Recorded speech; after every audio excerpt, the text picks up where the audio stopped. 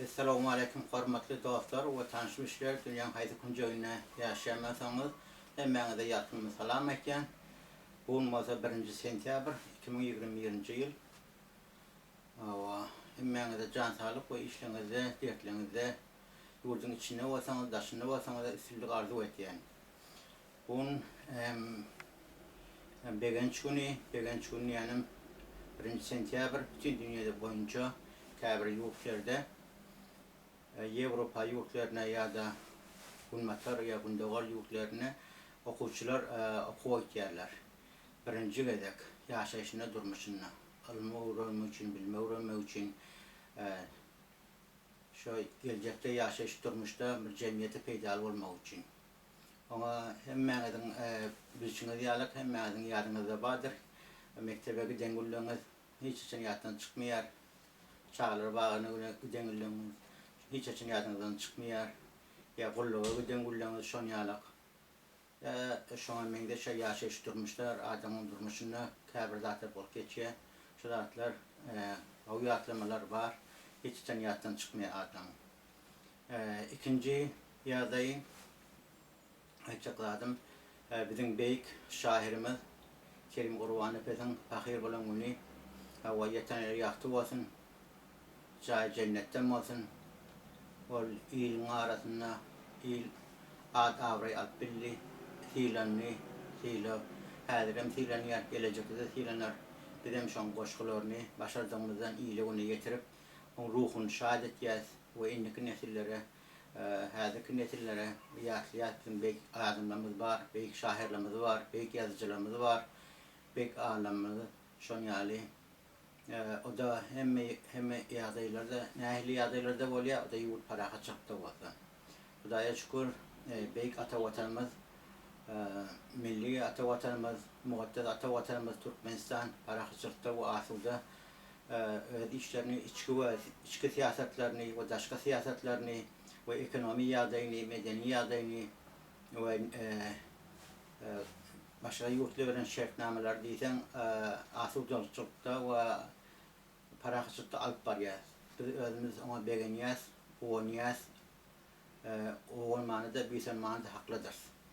Sebäbi her bir ýurt öz halgyny, öz raýatyny başardygyny goraýar, başardygyny şol siýasy noktaý nazardan, medeni noktaý nazardan, ekonomi noktaý nazardan, bu başga ýagdaýlardan halgyny ýylyň gorak edýär, şo gorak edýän ýurtlaryň biriň biziň ata watanymyz mugattas Türkmenistandyr. Onuň ýolbaşçysy, döwlet lideri, döwlet ýolbaşçysy hormatly arkadaşymyzdyr. Biz oňa gowanýas, biýsenýäs.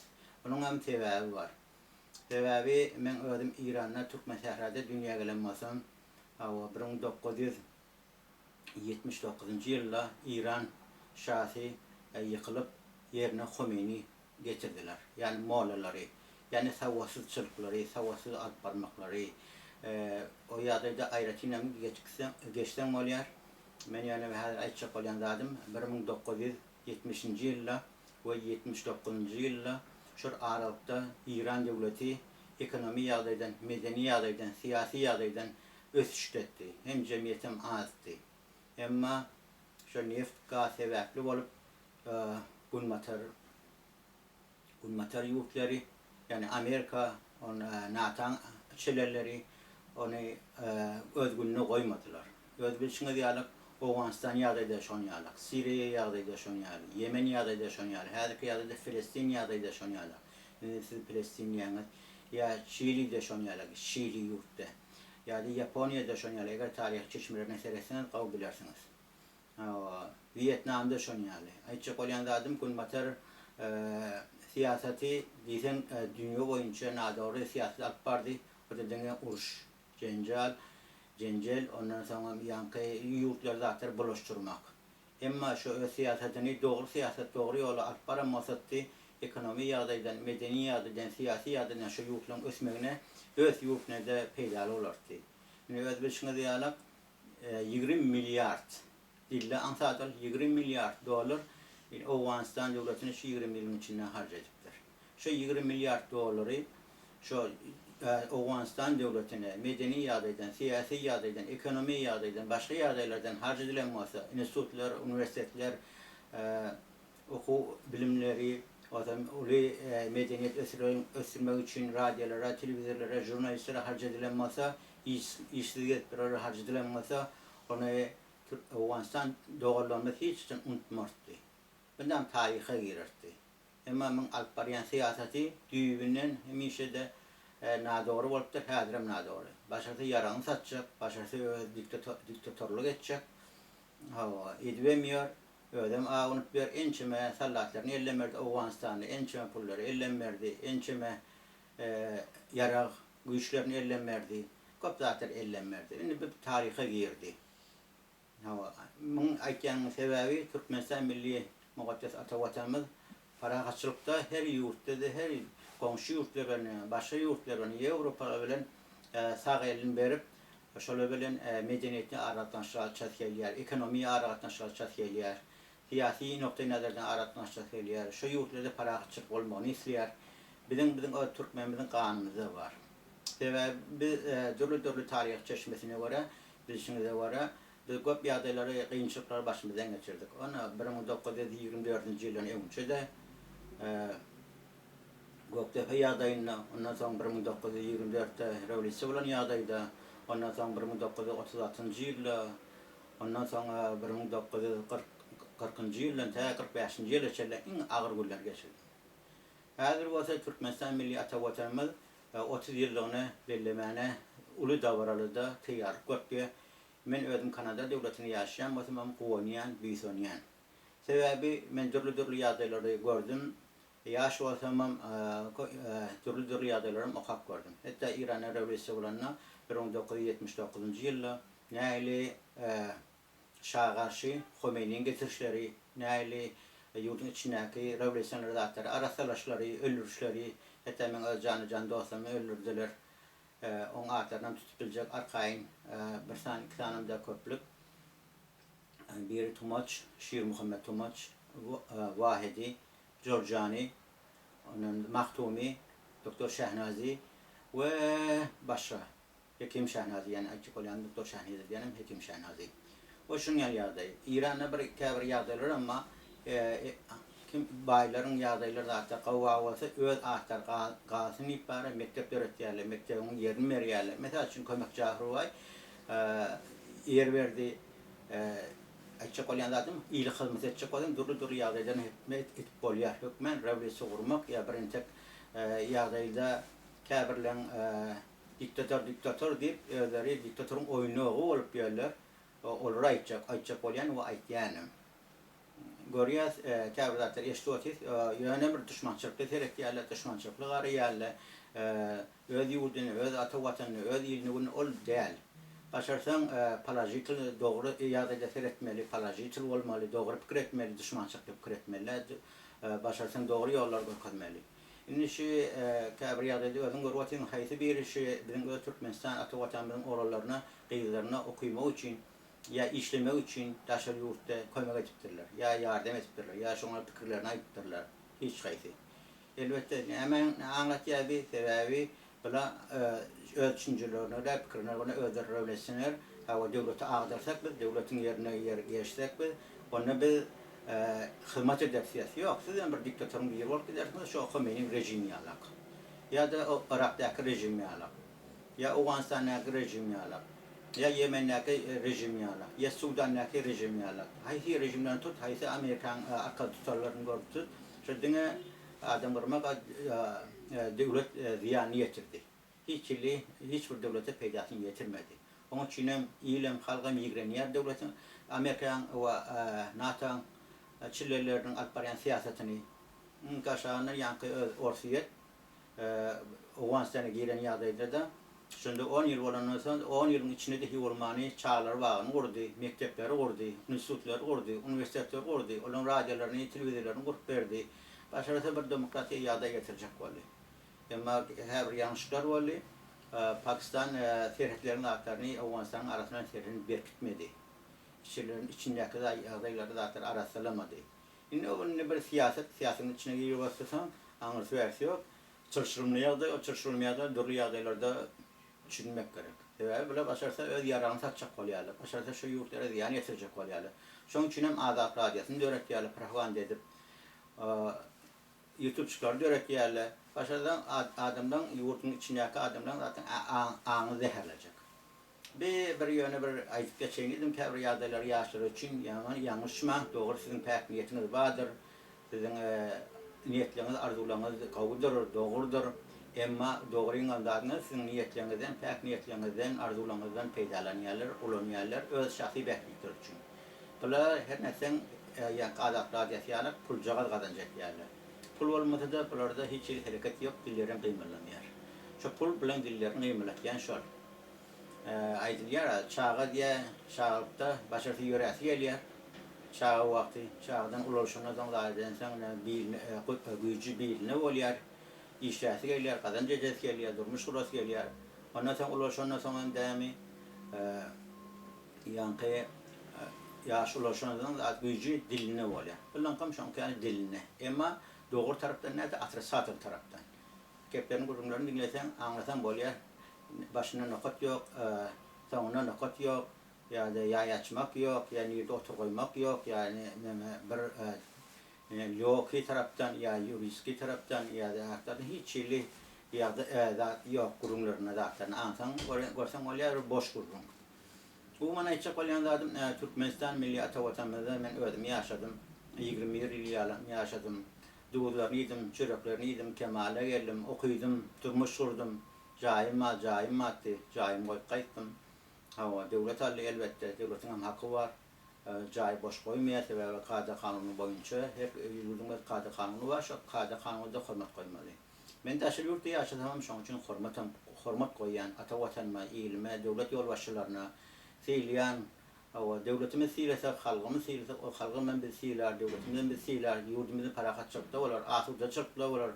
Indi biz şu aýtsak Türkmenistan ata watanymyzyň 30 ýyllygyny belliýär, ýene pikirini tutýar. Eger de ömrümiz uzak bolsa, bolmanýarda da biziň oglan uşagymyz ýene 30 ýyldan gör Türkmenistan nähili derejede bolýar. Indi ýöne häzir bir guruluş zatlary gurdular, Aşgabatda şoň döwragynda zadyna köçeler düzeltdiler, ýol uly köçeler zatlar, käbir ýagdaýlarda.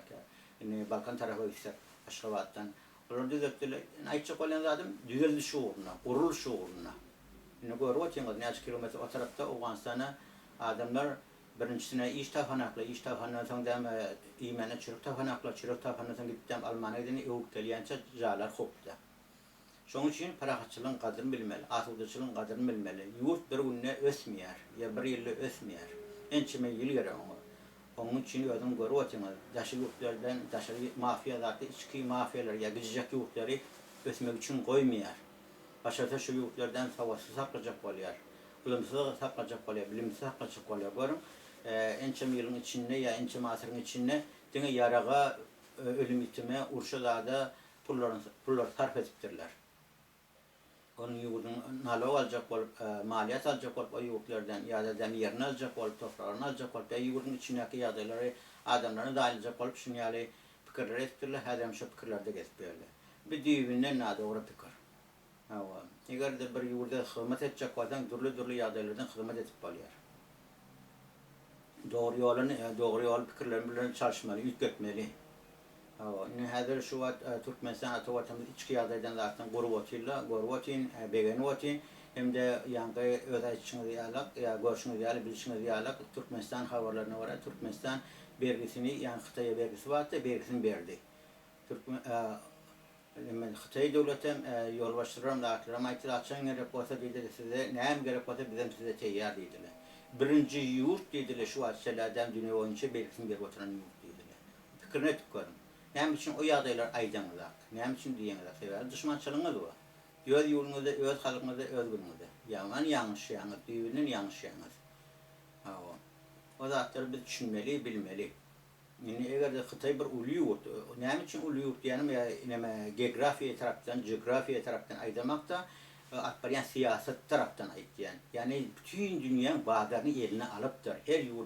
Her ýurda bar, şo ýurtdan ýa-da Hytaýyň ölümi bar.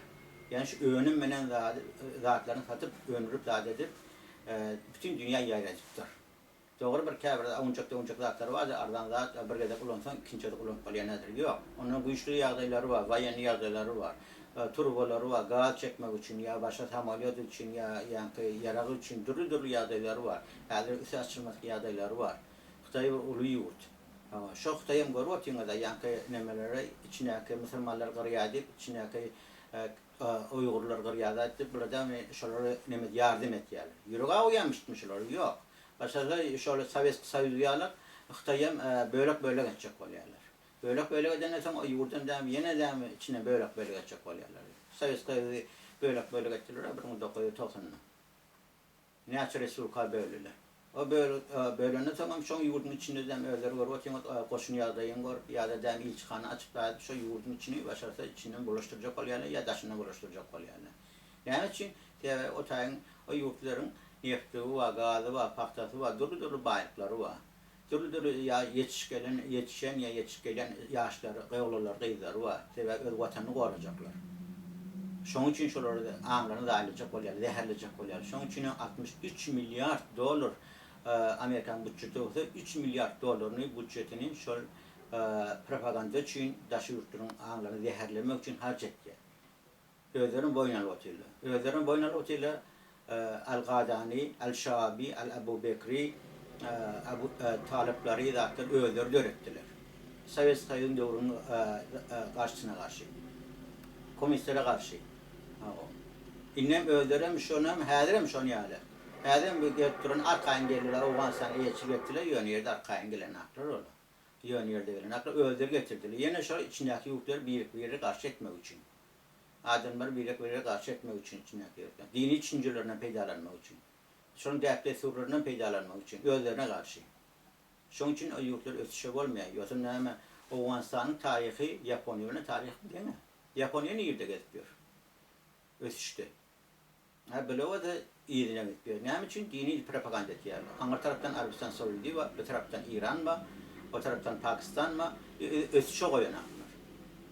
Hükmen şu yurtta birinde hükmen şu yurtta kan dökülmeli. Çökmeli. Onun ne için başka yurtları görürdüğü için şey yani. Oğuma medeniyetin kellerini artmayın, canınız sağ olsun, başınız dik olsun, tutayan toyunuzun kutlu olsun. Ata vatanım, ilim günüm, ekonomi taraftan, medeni taraftan, değer besliği taraftan, hem taraftan ösü otursun. Begeniyen, kuvaniyen size. Canınız sağ olsun arkada diyen hava sebebi önkü rejim şahane ellen verdik, onu da kop dağıtır ellen verdik. Dine adam sahnelerde, ekonomi yadaydı, medeni yadaydı, kop bizim vayınlığımız vardı, östü yurdumuz, öst bariyattı, şu ösmen önüne geçtiler, 100 yıl iyice serttirdiler. Ama Türkmenistan hazır şu etaplardan geçip, şu etaplara var ya. Doğru, bayçılık ama, garipçılık ama. Baylak biz oti, garipler garipçi oti. Ama o başka, sistem başka. O sistemi düzeltmek için sen elinden, ben elinden gelmeye de, hatta yurdun içindeki aşağı oturulan elinin eline, hatta taşındaki mafyalan elinin geliyor. Taşındaki mafya, içindeki mafyalar koyuyor akla şu ya da. Tire gitmeli, bolmalı. Bolşonyalıkta, kepetmeni koyuyor akla. Şunun için size azatlığı yok. Dine nimede de, İran'da da hem mi yurtlarda şonyalı. Hatta ben yaşa oturan Kanada devletinde size azatlığı yok. Gazetlerini kalk görseniz, televizyonlarını görseniz, dine ağabey yememek. Ne için şu açılar narkotin evine geçip bilmeyen otuyorlar. Kız hücurun evine geçip bilmeyen otuyorlar. Cinayetçilikten, köp dağıtlar, cinayetler dağıtlar, bile onun üstüne açmayarlar. Ne için? Meva. Burada da öz kolasını, imparatorasını getiriyor, Angalya. Ulu güçlü mafyalar var. Ulu bankların yolbaşçıları var, neft gazların yolbaşçıları var. Ola dünyanın kurşap alıptırlar, ne hareket etmeli, haysi yurtu ne hareket etmeli, ne şey etmeli. Hem medatları şu alın delasında, yani pergöndesinde, dokumentler dağıtlar şunun eline. O da şöyle çözüyorlar, nereden ne etmeli, nereden uçturulmalı, nereden yara satmalı, nereden yara almalı, nereden neft almalı, nereden gaz almalı, Arabistan Saudiyye'ni etmeli, şunu yalak. Çünkü görüyorsunuz da Arabistan Saudiyye'nin jurnalisti neme başını getirdiler önümede, İstanbul'da. Neme öyle iyiydi. Bırakıp bağ ettiler, ona sonra pul veren üstünü yatırdılar. Sebeple niyetler pul almak. Adam hukuku deyip, demokrasi deyip, azatlık deyip. Demokrasi, azatlık haysi yurtta var. Dünya konuşuğunun 20. asırda yaşatıyoruz. Hiçbir yurtta yok. Dönüşanın peydalanıyarlar. Sizin dini düşüncenizden, bizim pek niyetlemizden peydalanıyarlar. Başata yurda karşı olunacak oluyorlar. O unolayanlar. Şunun için görün, yurttaşınızda neyli revolüsyoner oluptur. Şu revolüsyonerin neticesi neyli oluptur. Başa varıptır mı? Yok. Başka bir diktatör getiriyorlar, ayırıyorlar da başka diktatör yerine tayda getirip koyuyorlar. Hocam şu iş cinayetler ediyor. Şu cinayetler edene sonra ona mı demeyen 20 yılına 30 yılına ona mı ayırıyorlar? Yine tayda diktatörleri getirip koyuyorlar. Yine bilen kaplan karşılıkları ne mi? Orsu bilen. Orsular hala anaklar. Elbette Türkmenistan devletim ya ön kalparyan siyasetleri ya revolüsyoner diye hakları Orsu'nun kalparyan siyasetten hala anaklar. Bir de Amerikan kalparyan siyasetlerini hala anaklar. Yani o da Yevreyle, bile de Yevreyle. İran, Türkmenistan, Türkmen devletinde Orsu'nun Yevrelerinin sıcak balıyla, dinecek balıyla, bir de bilen Yevrelerinin. Amerikan Yevrelerinin, NATO Yevrelerinin dinecek balıyla. Yevrelerin Müslümanların ikbali Yevrelerin elinden arttı. Yani için Yevreler kellesini işletiyorlar. Teknolojini östürüyorlar. Başka küçük yurtlardan, artlardan peydalanıyorlar. Yani için Asya'da Asia diyorlar İngilizce. Yani için o yurtlardan et çıkınaklar. Şu yurtları buluşturup oturuyorlar, başardığını. Şunun için vatanımızda, ilimizde, gülümüzde kovun eyleyin, büyüsün eyleyin. Her neysen o görü oturuyorlar, serhettiğiniz diysen berk, kovunyan, büyüsünyan, şu serhetler açtan doğruluk, atlık, açayınıptan onşu yurtlarına açayınıptan şöyle gitti ama 92-93. yılda dam kavra adamların ağında aliyatı, zehirliyatıyla, dini üçüncüler öyle, pul veren, başka yadalar veren, yani erkekleşimde aytyan zatları. Şunu düşünmeli, bilmeli. Yurdun içine etpiyorsunuz, zaten doğru bir köp zatlar koyduğunda görün, parakatçılığı ben köp baha veriyen, köp ins veriyen. Yurdun parakatçılığına, asıldılığına, yavaş yavaştan ösiyerliğine. İnni Türkmenistan devletimiz inni birincisi oti. Birini oti. İnni canegel oti. Türlü zatları kurmaktan, institutları kurmaklardan, üniversiteleri kurmaktan, siyasetçilerin şonyalı, daşırlık siyasetlerinin şonyalı.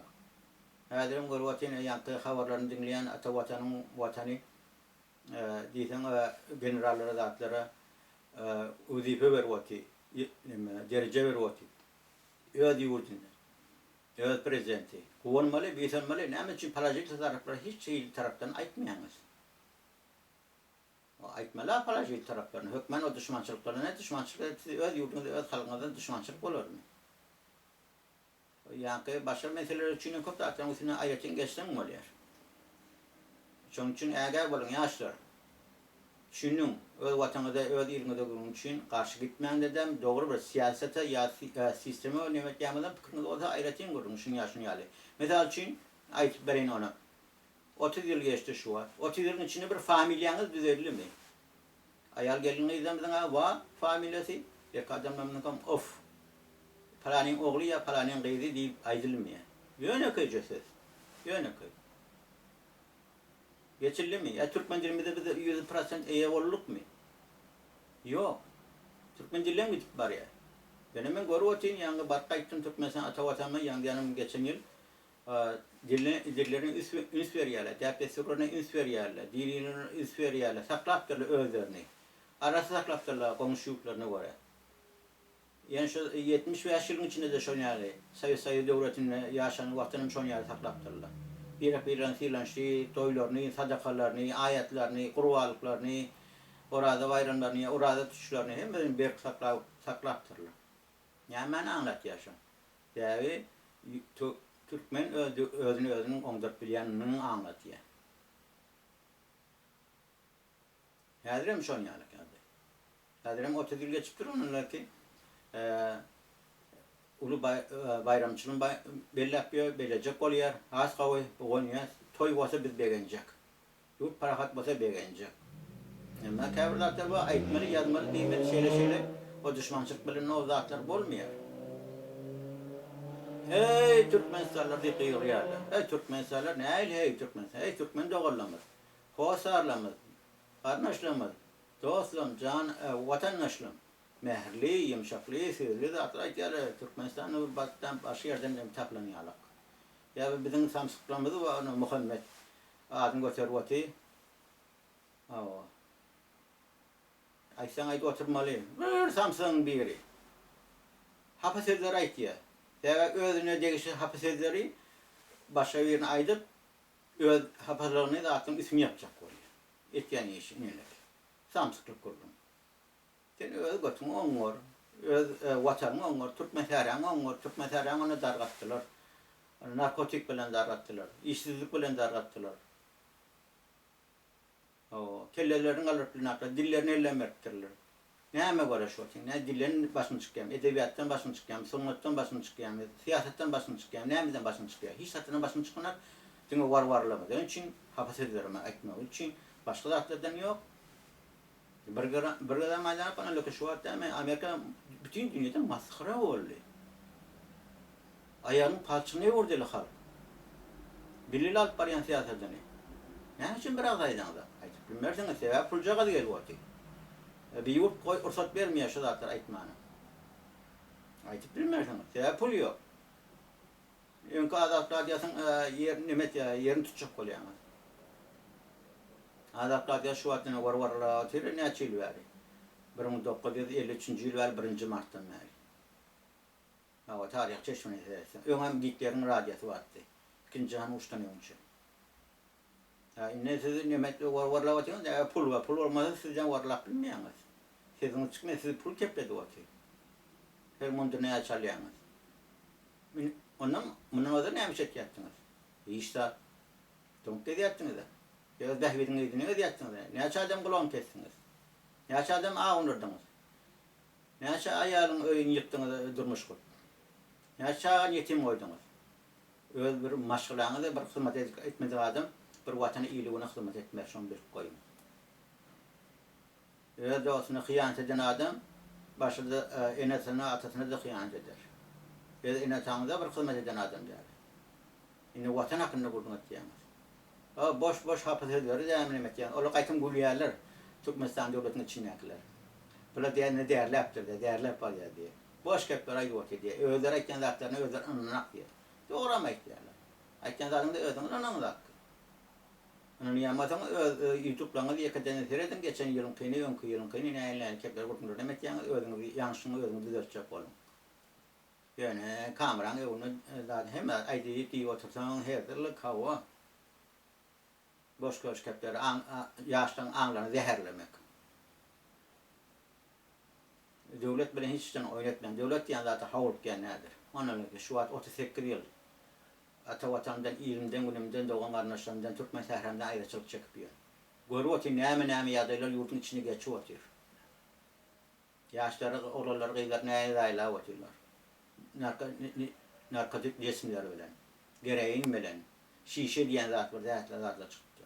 İşsizlik bilen, psykolojik bilen, cinayet bilen, bir maşgalany bulaşdyrmak bilen. Dillerini ýitipdir, eneşlerini ýitip görler. Yine ödeminleki neç kilometre o tarafında Türkmenistan'ın. Näme aýtýaňyz? Bir eden kömeňiz boldymy? Maddi tarapdan, pikir tarapdan, başga taraplardan, pikir taraplardan, dil tarapdan eden kömeňiz boldymy? Özüňden uzat bilmeýäňiz. Hadi kömek etme aňarda dursun. Diňe bilýän zatyňyz içki, pul gelmediň ujana girmek. Yalanmy? Haja gidip gelmek. Kim pul bilen? Näme pul bilen? Gözüňe däne. Beýdip adamyň aňyny zäherläp bilmersiňiz. Türkmenistanyň söyleme düşünceleri sawatly oglanlar gyýlar köp elýär. Ýurtyň içine de daşyna da. Görüp otylar bilen näme diýip oturan oýlaryny. Diňe özlerine ziýan ýetirýärler. Ýurtyň içine hiç ile ziýan ýetirip bilen akla ýetirben bilmerler. Şoňa düşünip goýun, bilip goýun. Döwlet gurmak aňsatdyr. Boş kepleme aňsatdyr. Kepleýärin. Şoň üçin hem aýdym, tuwakkyl çawa Türkmenistana gidip gelýär arkaýyn. Tuwakkyl bir duýçylyk ýerine hormat goýýar, siýilýär. 20 yıllar Türkmenistan ata vatanın duzunu yedim, çöreğini yedim, kemali ettim, cahili oldum, öğlendim, oğlan uşaklı oldum. Oğlan uşağımı okutup bilmedim mi? Böyle. Geldim bir yurda hukumu koradım. İkinci yurttan üçüncü yurda çıkma hakkım var. Geldim de öz işimle derdim bilen kazancım bilen bolum gördüm. Hadirim şon yani. Yani o yani ata vatanıma, ilme, kuyuğun, doğanıma, karnaşıma zaten. O yani. Can doğursamam, doğan karnaşlamam, hosarlamam İran'ı hem Türkmenistan'ı ellenmirdim. Kendileri dünyasını çalıştılar. Yetenleri yaktı olsun, imalı olsun, iyiliği aradın. Durmuş şu, durmuşun kuruluşu şu. Kovanyan, ata vatanıma, ilme, muaddes bil yani. Türkmen liderleri, Türkmen yoldaşları kovanyan, büyüsönyan sizlere. Yurdunuz şey kora batıyorsunuz. Öz yurdunuz. Bilen niyetler, yaman niyetler var. İrvet niyetler var. Şu niyetlerini gördük İran'la. Bizim bir vayanlarımız, yoldaşlarımız arasında aradan ayırdılar. Türlü bahaneler verin. Ondan sonra başka kurumaları aradan ayırdılar. Ondan sonra girdiler özlerini birbirine aradan ayırmaya oturdular. Ama diyorlar siyasetin oyunları. Siyaset onun için bilmediğinin için siyasetin oyunlarını bilmeli. Öğrenmeli. Çok dağıtlar öğrenmeli, bilmeli. Ben bilyani öğrendim diyemem. Yok. Ben çiğ hadım. Pişmedik. Çok dağıtlar ayıtmalı diyemez aklım. Çok. Tütüyen toyun kutlu olsun. Canını sağ olsun, başına dik olsun. Toyunu toya bulaştın. Buradan Türkmen ata vatanında, ilimde, günümde, Türkmen sehramda, Türkmen ilimde buradan toy olsun. Hiç için yas olmasın. Hiç için kulağımız ilfizatları eşitmesin. Oğlumu da vereceklerini, kıyılığınızı durmuş çıkacaklarını okutacaktırsanız. Bizim elimizden gelecek olsa, elimizden gelen zat varsa baş üstüne. Yurtta yaşayan hep, yurdumu hiç açan ata vatanımı toprak atmaz. Bilip koyun şunu. Hürmetli arkadaş, canın sağ olsun, başın dik olsun. Kuvanayan, yegerliğine de kuvanayan, çıkarlarına da kuvanayan, bacağına da kuvanayan, yurdu ulalı gülüyor da otu. Ne gerek olsa mağdurlu da var.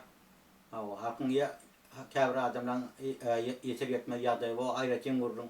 Kevra adamları o yağıylar da taş oldu işlep bir kadar cetip koymak etkiyerler, netasına doğallarına cay kurtluyorlar, maşini yapıyorlar, oynayan, büyüs oynayan, durmuş şudur. Bizim ata vatanımız hazırcı şun yerler ekonomik krizisi yapıyor, madan beytip durmar. Köp zaten hazır öz kurt başlar, kurbanmıyor. Hem bir taraftan.